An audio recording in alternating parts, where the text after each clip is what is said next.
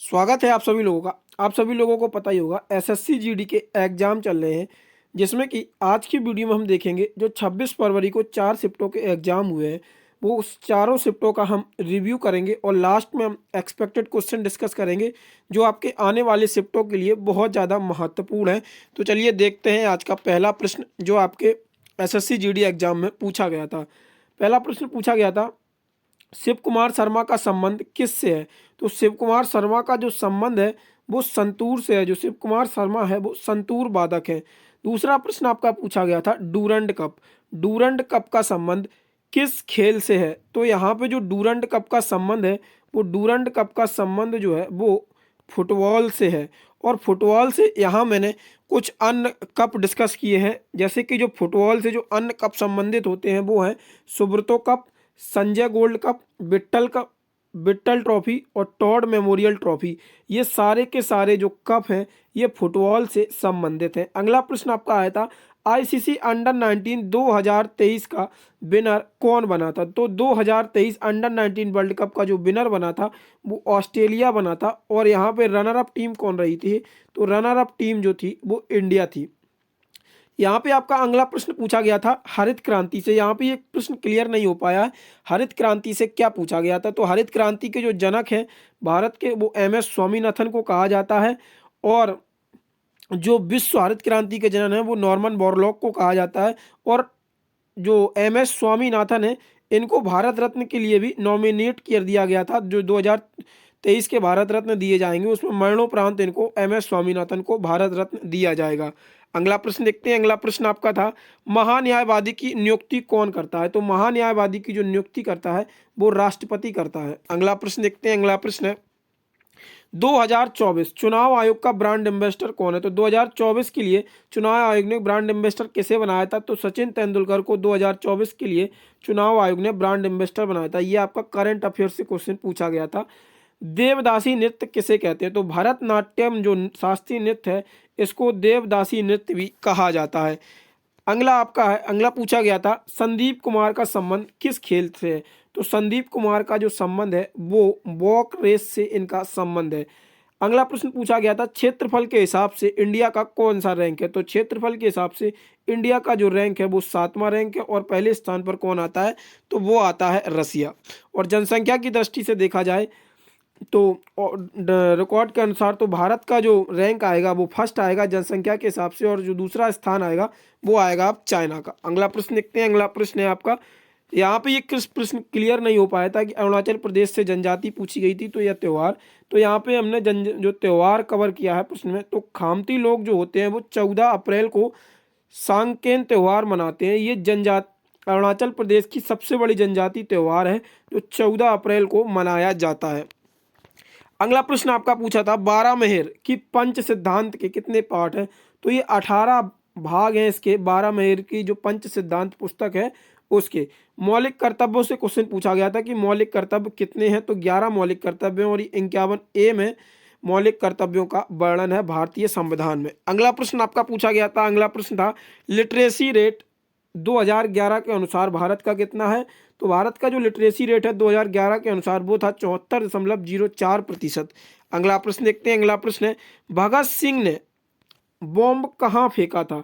तो भगत सिंह ने जो बॉम्ब फेंका था वो सेंट्रल असेंबली में बॉम्ब फेंका था, जो कि दिल्ली में स्थित थी उस समय, जो ब्रिटिश सरकार ने बनवाई थी। तो वो सेंट्रल असेंबली में बॉम्ब फेंका था। ये कब फेंका था? तो 8 अप्रैल 1929 को भगत सिंह ने सेंट्रल असेंबली में बम फेंका था। अगला प्रश्न आपका पूछा गया था, फोक डांस जो यात्रा है ये किससे संबंधित है? फोक डांस जो यात्रा है ये आपका किससे संबंधित है? तो ये उड़ीसा से संबंधित है। किससे संबंधित है? ये यात्रा जो फोक डांस है ये उड़ीसा से संबंधित है। और मोहिनी अट्टम का जो संबंध है वो किससे है? तो वो ये केरल से मोहिनी अट्टम का संबंध है। अगला प्रश्न आपका 5 ईयर प्लान से पूछा गया था। फिर से आपका क्वेश्चन रिपीट हुआ है 5 ईयर प्लान का। अगर आप लोगों ने हमारे पिछले रिव्यू वीडियो नहीं देखे हैं तो वो आप लोग जरूर देख लें, वहाँ से प्रश्न जरूर बन रहे हैं।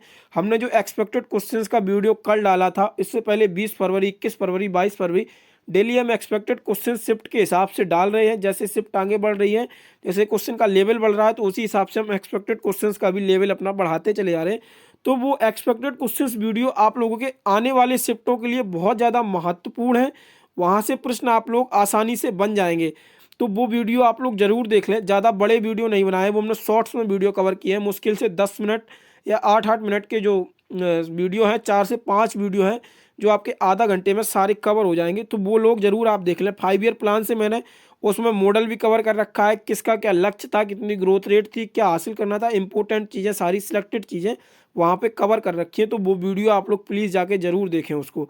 तो पहला यहाँ पे पूछा गया था, पहला 5 ईयर प्लान था वो किस मॉडल पर आधारित था? तो ये हेराल्ड डोनर मॉडल पर पहला 5 ईयर प्लान आधारित था। और अगला प्रश्न आपका पूछा गया था, सोनिया मिर्जा का संबंध किस खेल से है? तो सोनिया मिर्जा का संबंध जो है वो टेनिस खेल से है।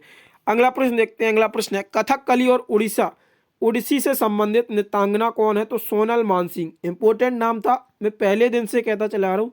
सोनल मानसिंह, कलामंडलम कल्याणी अम्मा और बिरजू महाराज, ये सारे इनके नृत्यांगना के, इनके नृत्य और इनके घराने सारे आप लोग रट लीजिए। अभी नहीं रटा है तो स्टैटिक जीके का पोर्शन रिवाइज कर लीजिए, जो नोट्स बनाए हैं वहाँ से आसानी से प्रश्न बन जाएगा। अगला प्रश्न पूछा गया था, ब्रह्मोत्सव किस राज्य में मनाया जाता है? तो ब्रह्मोत्सव जो है वो आंध्र प्रदेश राज्य में मनाया जाता है।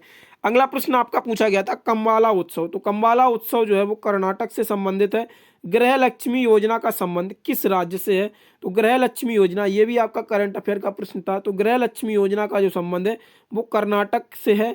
इसको लॉन्च क्यों किया गया था गृह लक्ष्मी योजना को? तो इसका उद्देश्य था महिलाओं को सशक्त बनाने की एक पहल थी, जिसके तहत गृह लक्ष्मी योजना का शुभारंभ किया गया था। अगला प्रश्न आपका पूछा गया था न्यायिक पुनरावलोकन से। तो न्यायिक पुनरावलोकन किस अनुच्छेद में आता है? तो आपका आर्टिकल 137 में आता है न्यायिक पुनरावलोकन। सर्वाधिक लिंग अनुपात पूछा गया था। तो सर्वाधिक लिंग अनुपात कहाँ पे है? ये केरल में है। और सबसे कम लिंग अनुपात किस राज्य में है? तो वो होगा हरियाणा में। और सबसे ज़्यादा लिटरेसी रेट किस राज्य का है? तो वो होगा केरल। और सबसे कम लिटरेसी रेट किस राज्य का है? तो वो होगा आपका कौन सा? बिहार। अगला प्रश्न यहाँ पे यात्रा उत्सव, ये रिपीट प्रश्न हुआ था आज। ये आपकी चौथी शिफ्ट में प्रश्न रिपीट हुआ था। ये पहली प्रश्न में ही पूछा गया था और चौथी शिफ्ट में भी ये जाकर रिपीट हुआ। तो उड़ीसा। अगला प्रश्न पूछा गया था, अभिनव बिंद्रा ने गोल्ड किस ईयर में जीता? तो अभिनव बिंद्रा ने जो गोल्ड जीता था वो 2008 में जीता था और ये बीजिंग ओलंपिक में जीता था। और अकेले पहली बार किसी एथलीट ने जो गोल्ड जीता था वो अभिनव बिंद्रा बने थे। अगला पूछा गया था आपका, बेरोजगारी दर कितनी अनुमानित की गई है 2024 के लिए? अब ये भी आपका करंट अफेयर का प्रश्न था। तो यहाँ पे जो अनुमानित की गई है वो 7.38% ये अनुमानित बेरोजगारी दर बताई गई है।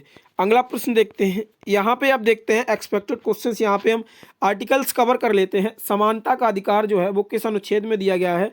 तो अनुच्छेद 14 से 18 तक ये आपका समानता का अधिकार दिया गया है।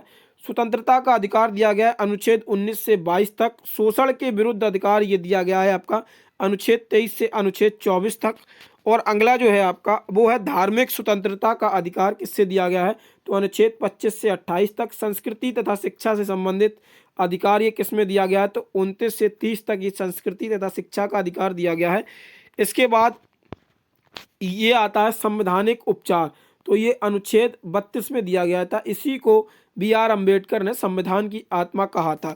यहाँ पे आप लोगों को अब हम लास्ट में बता दें, इंपॉर्टेंट टॉपिक हैं आप लोगों के लिए, आने वाले शिफ्ट में जरूर बनेंगे। यहाँ पे आप लोग सेंसस और बजट, तीसरा हो गया 5 ईयर प्लान, चौथा आपका हो गया स्टैटिक जीके में आप लोग जो शास्त्रीय नृत्य हैं उनसे संबंधित जो मोस्ट इम्पोर्टेंट उनके बाधक और नृत्यांगना और नृतक हैं जो, वो याद करके जाइए। आपके ये चारों टॉपिक से 4 से 5 प्रश्न आसानी से बन जाएंगे। अगर आप लोगों को इसमें क्लासिकल डांस में जो नृत्यांगना है इससे संबंधित प्रॉब्लम हो रही है तो आप लोग हमारी प्लेलिस्ट चेक करिएगा, उसमें 2 वीडियो कवर करा रखे हैं। उससे आप लोगों का ये चारों के चारों टॉपिक कवर हो जाएंगे। प्रीवियस ईयर में मैंने आप लोगों को ये सारे कवर करा रखे थे। अगर आप लोगों ने कवर किए होंगे ये वीडियो, जो सीरीज बनाई थी 14 से 15 वीडियो थे उस सीरीज में, वहाँ से तो ये आसानी से आप लोगों से प्रश्न बन रहे होंगे। और आज का जो गुड अटेम्प्ट देखा जाए तो आज की शिफ्टों का चारों का जो एवरेज गुड अटेम्प्ट देखा जाए वो 14 से 15 प्रश्न बढ़िया अटेम्प्ट होंगे। अगर किसी बच्चे ने 16+ स्कोर किया है जीएस में तो आज का वो बेस्ट स्कोर होगा जीएस का। और लोएस्ट स्कोर माना जाए तो वो 13 क्वेश्चन का जो अटेम्प्ट होगा, राइट क्वेश्चन अटेम्प्ट का, वो लोएस्ट स्कोर होगा। हाईएस्ट 16 मान सकते हैं, 16 प्लस भी बच्चों ने किया होगा जिनने अच्छे से जीएस रिवाइज किया होगा और हमारी एसएससी जीडी की प्रीवियस ईयर सीरीज फॉलो की होगी, वो बच्चे 18 प्लस भी स्कोर करके आ रहे होंगे जीएस में।